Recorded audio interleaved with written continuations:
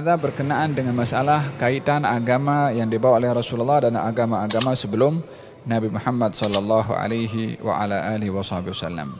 Hari ini kita ingin memperbahaskan berkenaan dengan fasal kedua yang menceritakan tentang kelahiran Rasulullah sampai diangkatnya Nabi menjadi Nabi. Katanya Syekh Syahid Dr. Muhammad Said Ramadan Al-Buti mengatakan, amma nasabuhu, adapun nasabnya adalah Muhammad bin Abdullah bin Abdul Muttalib. Abdul Muttalib ini namanya Syaibatul Hamdi bin Hashim bin Abdi Manaf. Abdi Manaf namanya Mughirah. Ibn Qusay namanya Zaid. Ibn Kilab namanya Hakim bin Murrah bin Ka'ab bin Lu'ay bin Ghalib bin Fihr bin Malik bin Nadar bin Kinanah bin Khuzaimah bin Mudrikah bin Ilyas ibn Mudar ibn Nizar ibn Ma'ad ibn Adnan. Nasab ini diambil daripada perkataan Nabi sallallahu alaihi wasallam ketika Nabi memberitahukan tentang identitinya melalui nasabnya. Selalunya orang kalau sebut nasab fulan bin fulan selesai. Tapi baginda Rasulullah sampai 21 atau 22 nama datuknya disebutkan oleh Nabi sallallahu alaihi wasallam. Muhammad bin Abdullah bin Abdul Muttalib bin Hashim bin Abdi Manaf bin Qusay bin Hakim bin Murrah bin Ka'ab bin Lu'ay bin Ghalib bin Fihr bin Malik bin Kinanah bin Khuzaimah bin Mudrikah bin Nizar bin Mudar bin Nizar bin Ma'ad bin Adnan. Ingin diberitahukan di sini pentingnya seseorang untuk mengenal nasabnya dan seseorang mengetahui tentang hikmah mengetahui nasab, dan juga peringatan kepada seseorang untuk tidak sembarangan menisbahkan dirinya kepada nasab yang bukan bapaknya. Nasab ini satu kehormatan. Marwah seseorang adalah terletak kepada nasabnya. Yang dengan nasab banyak hukum terkait melalui nasab, sehingga orang tidak boleh sembarangan menyebutkan nasab yang bukan yang sebenar. Tentang wali dalam pernikahan bergantung juga terhadap nasab. Faraid bergantung kepada nasab. Ikatan kekeluargaan dengan yang lain bergantung kepada nasab. Dan kita kalau melihat dalam Al-Quranul Karim, hukum qadhaf, orang yang mesti disempat sampai 80 kali. Apa sebabnya? Karena menodai marwah nasab. Kalau seorang mengatakan kepada orang lain, wahai anak zina, dia sudah menisbahkan, mencoreng nasab orang itu. Dia bukan anak zina, tapi dikatakan wahai anak zina. Yakni seakan-akan menuduh bahwasanya ayahnya berzina dengan orang lain lahir anak ini. Yani seakan-akan anak ini hasil daripada zina yang nasabnya bukan kepada bapaknya. Dan ini penodaan kepada nasab. Allah perintahkan dalam Quran untuk orang ini disebat 80 kali. Dan di antara bahagian daripada maqasid asy-syariah yang 5 adalah berkaitan dengan nasab.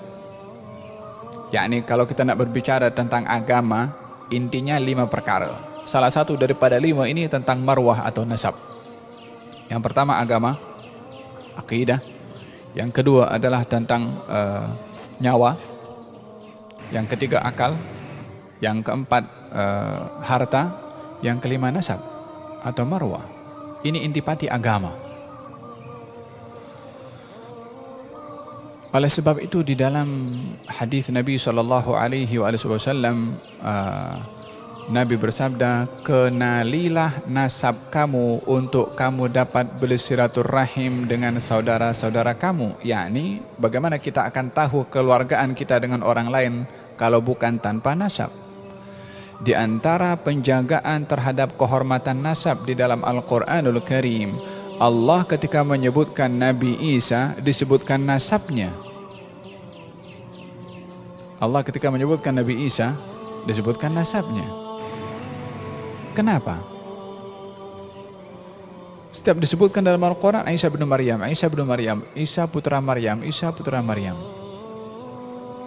Dan beliau adalah merupakan satu-satunya Nabi yang disebutkan oleh Allah Subhanahu wa Ta'ala dengan nasabnya berkali-kali dalam Al-Quranul Karim. Apa sebab? Tak cukup sekali saja kah? Untuk memberitahukan bagaimana Allah melindungi nasab Sayyidina Isa alaihissalam yang kaum Yahudi menuduh kepada Siti Maryam yang suci kalau dia berzina sehingga dapat melahirkan anak tanpa suami. Maka Allah Subhanahu wa Ta'ala melindungi di sini Isa putra Maryam.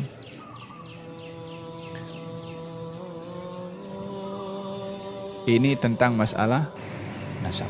Kita dalam Al-Quranul Karim juga Allah Subhanahu wa Ta'ala berfirman tentang dalam surat Al-Ahzab, ya.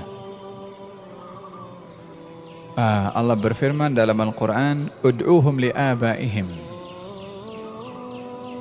Panggillah seseorang itu sesuai dengan nasab ayahnya. Kalau kamu tidak tahu siapa ayahnya, maka dia adalah saudara kepada kamu, yakni tanpa menisbahkan dia anak kepada fulan atau kepada fulan, yang fulan itu bukan bapak sebenar kepada orang yang kita nak binkan dengan fulan tadi. Ud'uhum li'abaihim. Panggillah orang itu sesuai dengan ayahnya yang sebenar. Ayat ini turun kepada salah seorang bernama Zaid ibn Harithah.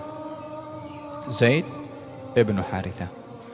Zaid ibn Harithah ini anak angkat Nabi yang dihadiahkan oleh Siti Khadijah kepada baginda Rasulullah. Awal cerita ini Zaid dicuri. Jadi penculikan anak itu pun daripada zaman dulu pun ada juga. Diculik, dijual. Awalnya daripada keluarga yang sederhana, diculik, dijual menjadi hamba sahaya. Waktu itu jatuh ke tangan Siti Khadijah, yakni dibeli oleh Siti Khadijah. Diserahkan oleh Siti Khadijah kepada Rasulullah. Ketika masih kecil, dididik oleh Nabi SAW, yang pada akhirnya ayah yang sebenar, yaitu Harithah, terjumpa dengan putranya ini yang bernama Zaid. Ketika datang kepada Rasulullah ingin membeli kembali Zaid oleh ayahnya yang bernama Harithah, kata baginda Rasulullah, aku beri kepada kamu pilihan. Yakni kata baginda Rasulullah, kalau Zaid bin Harithah memilih kepada engkau, aku berikan dia kepada engkau tanpa engkau membelinya. Yakni tak mau dijual oleh Nabi. Tapi kalau dia memilih kepada aku, maka aku memberikan jaminan kepada engkau bahwasanya dia akan aku jadikan sebagai anak angkat aku dan nasabnya pun bernasabkan dengan aku. Dia akan mendapatkan harta juga daripada aku, yakni macam anak sendiri. Maka Zaid ketika itu memilih untuk bersama dengan Nabi SAW. Ayahnya Zaid puas hati disebabkan oleh kerana Nabi menjanjikan kepada Zaid apa yang memang menjadi keinginan kepada seorang anak untuk mempunyai nasab dan perlindungan serta penjagaan oleh ahli keluarga, dan itu yang dijanjikan oleh Nabi kepada Zaid ibn Harithah. Maka Zaid memilih untuk bersama dengan Nabi SAW. Mulai daripada itu dipanggil Zaid bin Muhammad, Zaid bin Muhammad, Zaid bin Muhammad. Sampai turun firman Allah. Waktu itu belum ada larangan anak angkat nasabnya kepada Nabi SAW. Sehingga turun firman Allah Subhanahu wa Ta'ala di dalam surat Al-Ahzab yang melarang kepada umat Islam untuk memanggil seseorang dengan nasab bukan bapaknya sendiri. Allah berfirman, ud'uhum li'abaihim. Panggillah mereka sesuai dengan nasab ayahnya sendiri. Maka bermula daripada itu diubahlah panggilan Zaid ibn Muhammad kepada Zaid ibn Harithah. Kita melihat perhatian yang diberikan oleh Allah terhadap masalah nasab ini, sehingga Allah turunkan ayat melarang orang memanggil kepada orang lain dengan nasab yang bukan ayahnya. Sehingga kekal hingga hari ini, seseorang bila mana membaca Al-Quranul Karim dalam surat Al-Ahzab, larangan daripada Allah memanggil seseorang dengan nasab yang bukan ayahnya sendiri. Nabi SAW berfirman, la'anallahu man intasaba ila ghairi abih. Allah melaknat kepada seseorang yang menasabkan dirinya bukan kepada ayahnya sendiri.